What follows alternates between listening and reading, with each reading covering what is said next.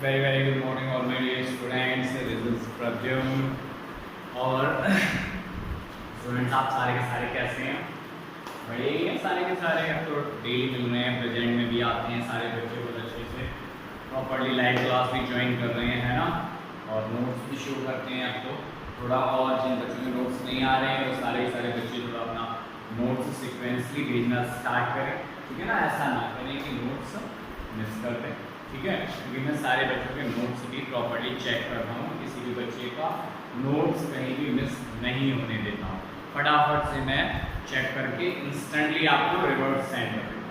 Okay, so now we will start new topic students, government company.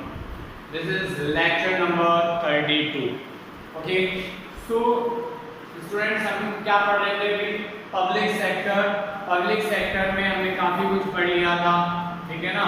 हमने departmental undertaking भी पढ़ लिया था, है ना, और उसके साथ में स्टेटरी कॉर्पोरेशंस भी पढ़ लिए थे। बट आज हम स्टार्ट करेंगे government company. Okay, so government company क्या, व्हाट इज गवर्नमेंट कंपनी? हमें ये समझ आना चाहिए पहले।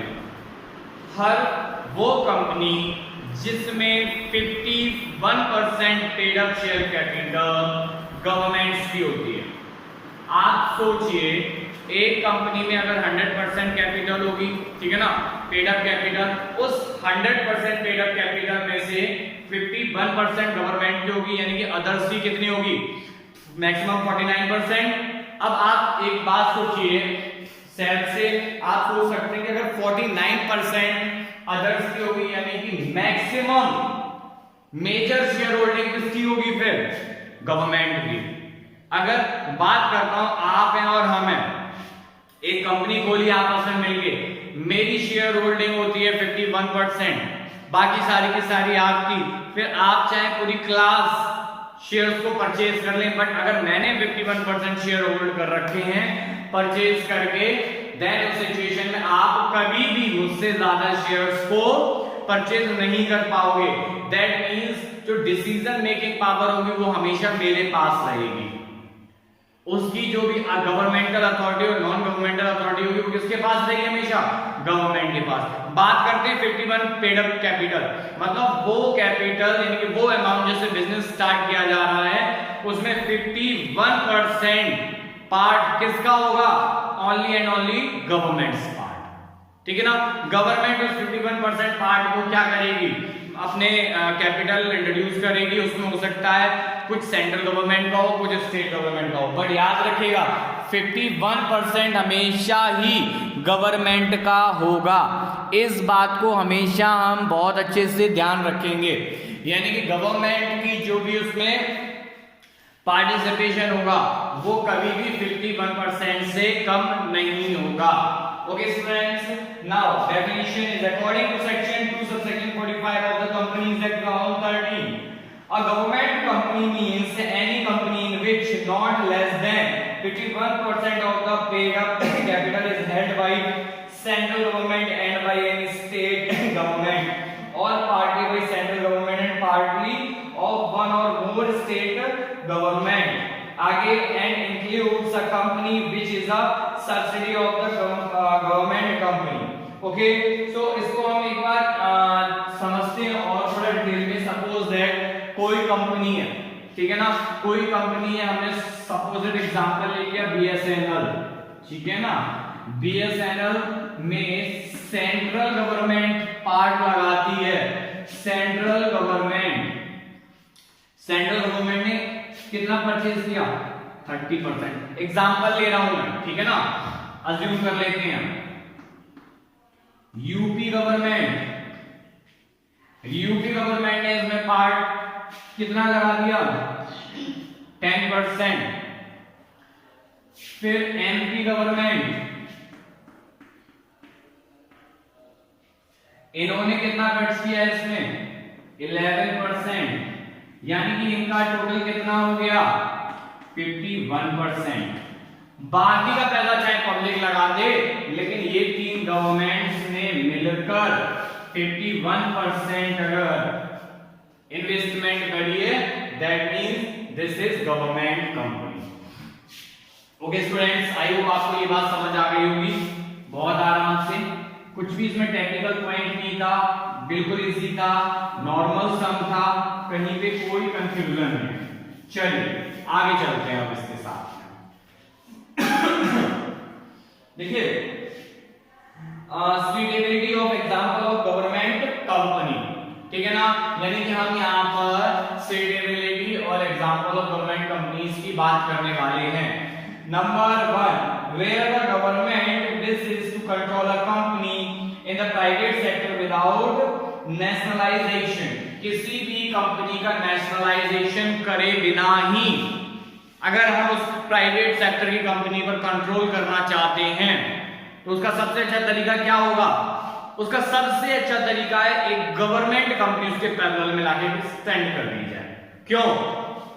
गवर्नमेंट हमेशा अपनी कंपनी को कंट्रोल करेगी और याद रखना जो गवर्नमेंट कंपनी होगी उसके पास इतनी सफिशिएंट क्वांटिटी में कैपिटल होती है कि वो किसी भी प्राइवेट सेक्टर की कंपनी को बीट कर सकती है। याद रखिएगा, तो आपस में जब कंपटीशन होगा देन दोनों ही कंपनीज की क्वालिटी और क्वांटिटी मेंटेन होना लग जाएगी। चलिए नेक्स्ट पॉइंट है where the project require government planning and fund. ध्यान से सुनिएगा, where the project requires government planning and fund, यानी कि कोई ऐसा प्रोजेक्ट है जिसको गवर्नमेंट के प्लानिंग की या गवर्नमेंट के फंड की नीड होती है, उस सिचुएशन में गवर्नमेंट एक अपनी कंपनी को स्टार्ट कर देती है। कंपनी अपना स्टार्टअप ले सकती है गवर्नमेंट कंपनी और मार्केट में एग्जिस्टेंस कर सकती है। वहां पर हो सकता है कुछ पैसा पब्लिक से भी लगवाए, है ना, यानी कि 49% तक और 51% capital made up self government की हो। यहां पर बार बार बहुत ध्यान रखने वाली बात है कि जो 51% शेयर होल्डिंग हो वो गवर्नमेंट की हो, चाहे सेंट्रल गवर्नमेंट अकेले 51 रख ले, स्टेट गवर्नमेंट अकेले 51 रख ले, या सेंट्रल गवर्नमेंट और स्टेट गवर्नमेंट दोनों मिलके कर ले, ठीक है ना। और हो सकता है कि सेंट्रल गवर्नमेंट और कई स्टेट गवर्नमेंट थोड़ा थोड़ा पार्ट लगा के टोटल मिला के, यानी कि गवर्नमेंट का टोटल पार्ट मिला के 51% होना चाहिए students. Okay, so now next point is where the government wishes to go for a collaboration with private enterprises, ठीक है ना। तो अगर हम यहाँ बात करते हैं जहां भी गवर्नमेंट चाहती है क्या कोलैबोरेशन मींस हम बोल सकते हैं कि सहायतापूर्ण, है ना, तो जहां भी आपस में कोऑपरेशन के साथ बिजनेस कंटिन्यू करना चाहती है तो वहां पर गवर्नमेंट क्या करती है, गवर्नमेंट अपनी एक कंपनी का स्टार्टअप ले लेती है और गवर्नमेंट कंपनीज को कंटिन्यू कर देती है। नेक्स्ट पॉइंट है where the government wants to promote and develop a field of economic activities in the public sector, ठीक है ना। तो जहां भी गवर्नमेंट चाहती है या प्रमोट करना चाहती है, डेवलप करना चाहती है इकोनॉमिक एक्टिविटी को इन पब्लिक सेक्टर में, ठीक है ना, तो वहां क्या होता है, हमेशा गवर्नमेंट अपनी कंपनीज को ओपन कर देती है, स्टार्ट कर देती है इसमें। इसी में आगे the state trading corporation of India and export credit and guarantee corporation are example of such cases. ये जो लास्ट में एग्जांपल दिए ये किसके एग्जांपल है, गवर्नमेंट कंपनीज के, ठीक है ना। आगे हम बात करते हैं, हमने 3 पॉइंट कंप्लीट कर लिए यहाँ पर। अब हम देखने वाले हैं एग्जांपल्स ऑफ गवर्नमेंट कंपनी, यानी कि एग्जांपल लेंगे हम गवर्नमेंट कंपनी के, ठीक है ना। सबसे पहला एग्जांपल भेल, ठीक है ना, भारत हैवी इलेक्ट्रिकल्स लिमिटेड। भेल का आप लोगों ने सभी ने बहुत नाम सुना होगा। जितने भी बाहर इंडिया की हैवी इलेक्ट्रॉनिक्स हैं, ठीक है ना, उसको कौन बनाता है, भेल बनाता है। भेल एक इंडिया की बहुत बड़ी मैन्युफैक्चरिंग यूनिट है इलेक्ट्रॉनिक्स की, ध्यान रखिएगा। ये छोटी छोटी चीजें नहीं बल्कि बड़ी बड़ी, जैसे आपने देखा होगा बड़े बड़े ट्रांसफार्मर्स हैं, ठीक है ना, बड़े बड़े इलेक्ट्रॉनिक्स प्रोजेक्ट हैं, ये सारे भेल ही कंप्लीट करता है। ओके, इसी की तरह से और हम एग्जांपल देखते हैं steel authority of India, SAIL, SAIL, ठीक है ना। तो ये क्या करते हैं, जैसे हमने लास्ट लेक्चर्स में समझा था कि बड़े प्रोजेक्ट्स को गवर्नमेंट लेके जाती है, जैसे स्टील, बट स्टील में टाटा भी थे, है ना, टाटा का बहुत बड़ा नाम है स्टील में, बट यहाँ पर गवर्नमेंट भी स्टील का प्रोडक्शन करती है बड़ी क्वांटिटी में स्टूडेंट्स। बाकी एग्जांपल फटाफट से रीड करते हैं। हिंदुस्तान मशीन टूल्स, आपने सुना होगा HFT, घड़ियां बहुत आती हैं HFT की। Next state trading corporation STC, यानी कि स्टेटमेंट और ट्रेडिंग कॉर्पोरेशन गवर्नमेंट ने शुरू किए हैं। नेक्स्ट है भारत अर्थ मूवर। भारत अर्थ मूवर में क्या है, कहीं भी मटेरियल को मूवमेंट इंडिया के अंदर करना, भारत अर्थ मूवर में आ रहा है। नेक्स्ट है हिंदुस्तान एयरक्राफ्ट। एयरक्राफ्ट जो भी हिंदुस्तान एयरक्राफ्ट में क्या है, एयरक्राफ्ट मैन्युफैक्चरिंग का काम है, सिंपल सी बात है। नेक्स्ट पॉइंट है मारुति उद्योग लिमिटेड, ये तो आप सब जानते ही ऑलरेडी, इसके बारे में मुझे कोई बताने की जरूरत ही नहीं है। तो ये सारे किसके एग्जांपल थे, सारे के सारे एग्जांपल थे गवर्नमेंट कंपनीज के। ये सारी की सारी कंपनी कौन सी है, गवर्नमेंट है, ठीक है ना। गवर्नमेंट की यहाँ पर मिनिमम 51% शेयर होल्डिंग है या फिर मोर देन 51%, मींस 51% से कम शेयर होल्डिंग इनमें से किसी भी कंपनी में गवर्नमेंट की नहीं है। नेक्स्ट पॉइंट हम अब बात करने जा रहे हैं features of government company. Features की हम बात करेंगे। Number 1 point, it is an organization created by Indian companies act 2013। आप लोगों को मैंने कई बार बताया भी है ना, क्या कि जो भी कंपनीज है वो इंडियन कंपनीज एक्ट 2013 के अकॉर्डिंग ही इंप्लीमेंट होता है। 2013 जो एक्ट है वो 2013 में आया था, इसलिए 2013 लगाते हैं। इससे पहले ओल्ड कंपनीज एक्ट था, ठीक है ना, उसकी अमेंडमेंट की सख्त जरूरत थी, जिसको गवर्नमेंट ने आके चेंज किया। तो जो गवर्नमेंट कंपनीज हैं वो भी इंडियन कंपनीज एक्ट 2013 को फॉलो करती है। याद रखिएगा, अगर गवर्नमेंट ही अपने एक्ट को फॉलो नहीं करेगी तो बाकी कंपनीज क्या फॉलो करेंगे। नेक्स्ट पॉइंट है, the government company has separate legal entity distinct from its member, and it can purchase and sell property in its own name.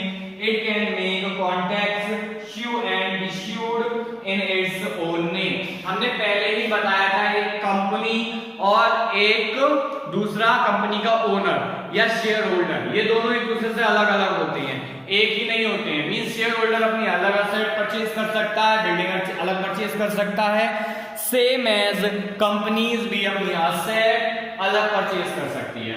जब ये रूल प्राइवेट कंपनीज के लिए फॉलो होता है तो गवर्नमेंट के लिए क्यों नहीं? That means government company also can purchase separate assets, okay, from the share holder. Okay students, I hope आपको ये पॉइंट समझ आ रहा है, क्योंकि वही पॉइंट्स हैं जो प्राइवेट में थे, बस हमने थोड़ा सा हल्के से कुछ चेंजेस आ रहे हैं बस बीच बीच में, और कुछ भी नया नहीं आ रहा है। ओके, ऐसा नहीं हो सकता कि एकदम से कोई नया पॉइंट आ रहा हो। नेक्स्ट पॉइंट है the provisions of companies act regulate the management of the company. यानी कि क्या है, जो प्रोविजन है किसके, कंपनी एक्ट के, वो क्या करते हैं, वो हेल्प करते हैं कंपनी के मैनेजमेंट में। यानी कि जो कंपनी का मैनेजमेंट है वो हमेशा कंपनीज एक्ट के रेगुलेशंस के अकॉर्डिंग ही मैनेज किया जाएगा। अब होता क्यों है ऐसा, ये भी समझ लो भाई। अगर हम अगर हम प्रोविजंस और एक्ट हटा दें, हम रूल्स और रेगुलेशंस को हटा दें, उसके बाद आपसे कहें आप ऑर्गेनाइजेशन को चलाइए, तो ये क्या होगा, बिना ब्रेक के गाड़ी पकड़ा दी हमने आपको, ठीक है ना, वो कहीं जाकर टकरा जाएगी और चोट लग जाएगी, ठीक है ना, एक्सीडेंट होना ही होना है। इसलिए हमेशा ध्यान रखिएगा, प्रोविजंस और एक्ट हमेशा इसलिए बनाए जाते हैं, एक ब्रेक होता है कि ब्रेक लगा सके गाड़ी में। चलिए नेक्स्ट पॉइंट है, employees of the companies are appointed according to their own rules and regulations as contained in the memorandum and articles of the association of the company. यानी कि जो भी एम्प्लॉइज होते हैं एक ऑर्गेनाइजेशन में, उनके अपॉइंटमेंट कैसे होते हैं, जो भी कंपनीज एक्ट के थ्रू हमने क्या रूल्स एंड रेगुलेशंस बना लिए हैं, एक क्राइटेरिया डिसाइड हो गया, ठीक है ना। गवर्नमेंट जॉब्स में क्या होता है, वो एक क्राइटेरिया डिसाइड करते हैं कि हम केवल इस एजुकेशन में इतने % पर ही एग्जाम लेंगे और जो हमारे टॉपर्स होंगे उनको सिलेक्ट कर लेंगे। तो बस उनके रूल्स रेगुलेशंस और क्राइटेरियाज हैं, उनको फुलफिल करने से। नेक्स्ट पॉइंट है government companies are exempted from the accounting and audit rule and procedure. Audit of account is conducted by an auditor appointed by the central government and the annual report is to be presented in the parliament or the state. Okay, so now students यहाँ पर एक बात समझने वाली है कि जैसे government company होती है, गवर्नमेंट कंपनी को कहाँ पर रिलैक्सेशन मिलता है? गवर्नमेंट कंपनी को हमेशा जैसे प्राइवेट कंपनीज के लिए जो रूल्स एंड रेगुलेशंस है for regarding audit and accounts, है ना, यहाँ पर क्या होता है, थोड़ा रिलैक्सेशन मिल जाता है. कैसे रिलैक्सेशन मिल जाता है? क्योंकि जो हमारी गवर्नमेंट कंपनीज के अकाउंट होते हैं या ऑडिट होता है, इसका वेरिफिकेशन कहाँ होता है? मिनिस्ट्री में जाकर वहां पर बकायदा प्रेजेंट करना पड़ता है, और ताकि कहीं भी किसी भी टाइप का क्या ना हो पाए, गड़बड़ घोटाला ना हो पाए, क्योंकि ये चीज आपने बहुत सुन रखी है काफी सालों में. तो इन चीजों से बचने के लिए नेक्स्ट पॉइंट है the government company procures fund from government shareholding, है ना, other private shareholder and capital market. ठीक है ना. सो आई होप स्टूडेंट्स आपको ये पॉइंट समझ आ गए होंगे. आज हम बस इन 4 पॉइंट्स को हमने कवर किया है. ठीक है ना.